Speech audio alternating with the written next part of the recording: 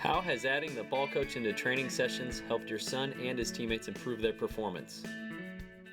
What's nice about the ball coach is being able to take objective measurements of what the player is doing.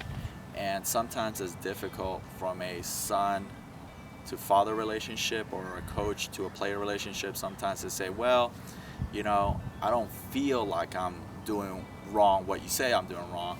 And what's nice is, I take the ball coach out, I take some measurements of their exit speed off the bat in certain parts of the plate, and I show it to them and I say, look, these are the numbers, I'm not making it up.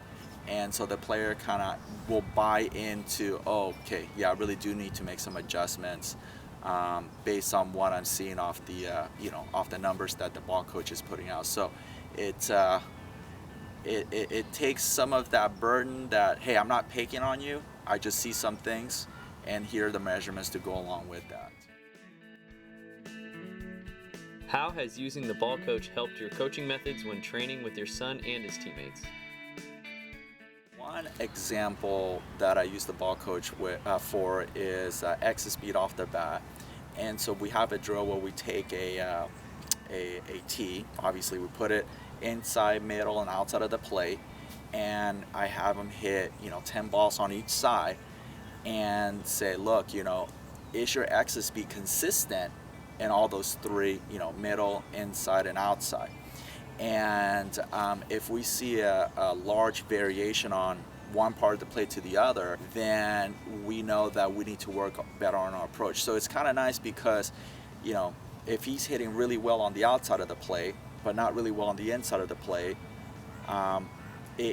maybe we spend more time on the inside of the plate rather than the outside of the plate, right? Because he's already hitting well on that side. So it's kind of nice where you can kind of fine-tune what to work on that day or that session. So it's kind of maximizing your time a little bit. What speeds have you been measuring using the ball coach during training and practices? Exit speed, obviously we use that one a lot. I tell the boys that if you hit it harder, then you hit it harder. I mean, it's gonna go faster. It's gonna be harder for a fielder to make the play. For pitching, the boys have fun to see how hard they can throw, but also, where we're teaching them change-ups, we say, hey, look, throw a change-up, here's a grip, but if the fastball's coming at 55 and the change-up's coming at 53, then, it's not really a change-up. So it's a good way to say, we want that to be a little bit slower. So it's a good way for the player to feel what he's doing instead of just kind of being there and it's like, oh, it's a change-up grip, it must come slower. So it's a good way to kind of look at that and say, are we where we want to be from that perspective, and then teach the boys the feel of what they're doing and having some numbers to go along with it. Has anything surprised you since you began using the ball coach that has made you think about radar any differently? I thought it was more of a cool thing, to be honest with you, when I first looked at it. But it is nice to have it in that you can measure improvement. The player loves to see a measurement of that improvement, whether it be a higher exit speed, whether they change some things mechanically to throw harder and now they're throwing harder. So the player likes to see that. And so it gives the player a lot of intent to beat their high score, right? And so I see that it engages them quite a bit. And again, from my perspective as a coach, it allows me to objectively look at what they're doing, what they need to work on, so on and so forth. So I didn't really look at it as a training tool initially.